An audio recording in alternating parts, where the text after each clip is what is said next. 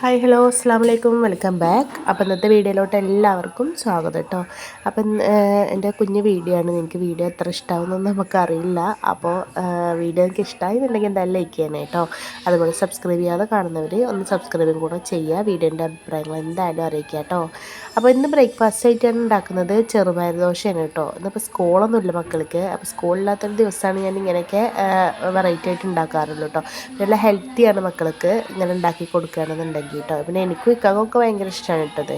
അപ്പോൾ നന്നായിട്ട് തന്നെ അരച്ചെടുത്ത് നമ്മൾ ദോശ പരുവത്തിൽ നമ്മളത് ചുട്ടെടുക്കുന്നുണ്ട് കേട്ടോ. ഇനി വല്ല വെജിറ്റബിൾസും ആഡ് ചെയ്യണമെന്നുണ്ടെങ്കിൽ മക്കൾക്കൊക്കെ ഇഷ്ടമാണെന്നുണ്ടെങ്കിൽ നിങ്ങൾക്ക് ആഡ് ചെയ്ത് കൊടുക്കാവുന്നതാണ്.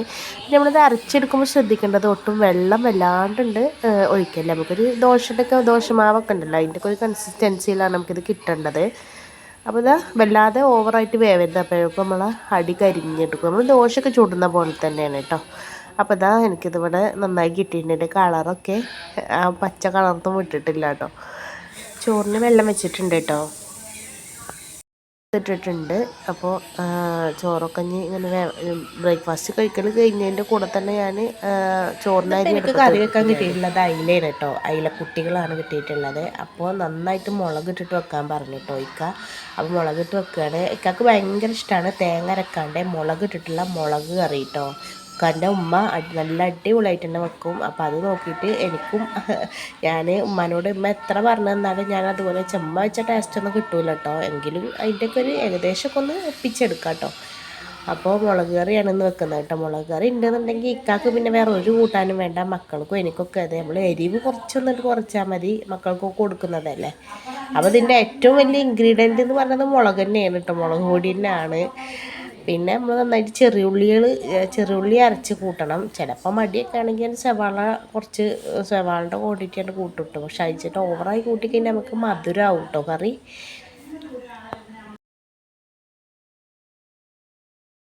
ഇനിയിപ്പോൾ ഞാൻ ഇതിലേക്ക് ഉണ്ടാക്കിയെടുക്കുന്നത് ബീട്രൂട്ടും ക്യാരറ്റും വെച്ചിട്ടുള്ള ഒരു തോരൻ വെക്കാമെന്നാണ് കേട്ടോ വിചാരിക്കുന്നത്.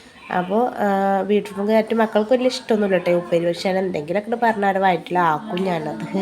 അങ്ങനെ തോരനോട് കിടന്ന് വേവട്ടെ. അപ്പോഴത്തേനും വെണ്ടക്ക സാമ്പാർ ഉണ്ടാക്കി എടുത്തിട്ടുണ്ട്. ഇതിൻ്റെ ഞാൻ റെസിപ്പി വീഡിയോയിൽ ഇട്ടിട്ടുണ്ട് കേട്ടോ. നല്ല അടിപൊളി സിമ്പിൾ കറിയാണ്. നമുക്ക് അങ്ങനെ നമ്മൾ പെട്ടെന്നൊക്കെ നമ്മൾ വീട്ടിൽ നിന്ന് പോകുകയാണെന്നുണ്ടെങ്കിൽ നമുക്ക് ഉണ്ടാക്കിയെടുക്കാൻ പറ്റിയൊരു കറിയാണ് വെണ്ടക്ക കറി കേട്ടോ. അപ്പോൾ പിന്നെ ഇനിയിപ്പോൾ അതാ ഞാൻ 2 ഉണക്കലുണ്ടാകും കൂടെ വറുത്തെടുക്കുന്നുണ്ട്.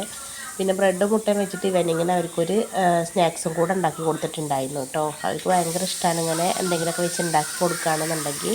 പിന്നെ ബേക്കറിയിൽ നിന്നുകൊണ്ട് ഒഴിവാകുകയും ചെയ്യും. അപ്പോൾ ഇതാ ഞാൻ ലേസം അടയും കൂടെ ഉണ്ടാക്കുന്നുണ്ട് കേട്ടോ. അപ്പോൾ ഫ്രൈ ചെയ്യുകയാണെങ്കിൽ ഭയങ്കര ഇഷ്ടമാണ്, പക്ഷേ ഫ്രൈ ചെയ്യാൻ പറ്റില്ല. അവർക്കൊക്കെ പനിയും ചുമയൊക്കെ ചെറുതായിട്ടുണ്ട്.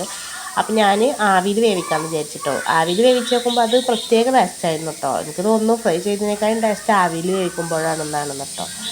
അങ്ങനെ അട ഉണ്ടാക്കിയെടുത്തിട്ടുണ്ട്. ഇത് പിറ്റേന്നത്തെ ഒരു വ്ളോഗാണ്. മോളെ ബർത്ത്ഡേ ഒക്കെയാണ്. അപ്പോൾ ലേശം നെയ്ച്ചോറ് വെക്കാമെന്ന് വിചാരിച്ചു. അപ്പോൾ ചിക്കൻ കറി ഉണ്ടാക്കിയെടുക്കുകയാണ് കേട്ടോ. അപ്പോൾ ആദ്യം സവാള ഇതൊക്കെ ഒന്ന് വാറ്റി അതിലോട്ട് ചിക്കനാണ്ട് ഇട്ട് കൊടുക്കുകയാണ് കേട്ടോ ചെയ്യുന്നത്. പിന്നെ ലേശം പായസം വെക്കാമെന്ന് വിചാരിച്ചിട്ട് അപ്പോൾ അതിന് സേമിയനൊക്കെ ഒന്ന് കൈ കൊണ്ടൊന്നിങ്ങനെ നുറുക്കിയെടുക്കുകയാണ് കേട്ടോ. അങ്ങനെ അവളുടെ ഫ്രണ്ട്സുകളൊക്കെ വിളിച്ചിട്ടുണ്ടായിരുന്നു.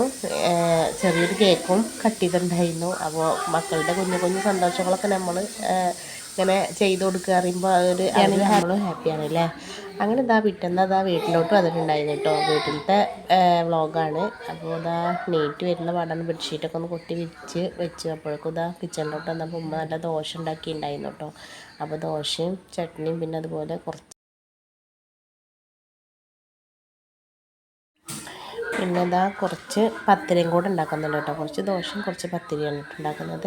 അപ്പോൾ അത് നല്ല ചിക്കൻ കറി കിടന്ന് തിളക്കുന്നുണ്ട്. പിന്നെ ചിക്കൻ ഫ്രൈ ചെയ്തതും ഉണ്ടായിരുന്നു കേട്ടോ. അങ്ങനെ നല്ല ചൂട് പത്തിരി ചിക്കൻ ഫ്രൈ ഒക്കെ ആയിട്ട് ഇങ്ങനെ കഴിക്കാൻ കേട്ടോ. നല്ല പുറത്തെല്ലാം മഴയുണ്ട് കേട്ടോ. അപ്പോഴൊക്കെ നമ്മളെ കറി തിളച്ചിട്ടുണ്ട്. അപ്പോൾ അതൊന്ന് തൂമിച്ചെടുക്കണം ഇനി. അപ്പോൾ അതിന് വേണ്ടി ചെറുള്ളിയൊക്കെ ഇവിടെ കട്ട് ചെയ്ത് വെച്ചിട്ടുണ്ട് കേട്ടോ.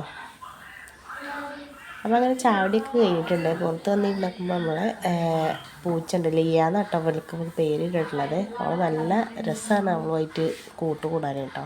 നമ്മൾ വിളിക്കുമ്പോഴേക്കും അവൾ വരും. ഇന്നത്തെ കുഞ്ഞു വീഡിയോ ഇത്രയേ ഉള്ളൂ. Thank you.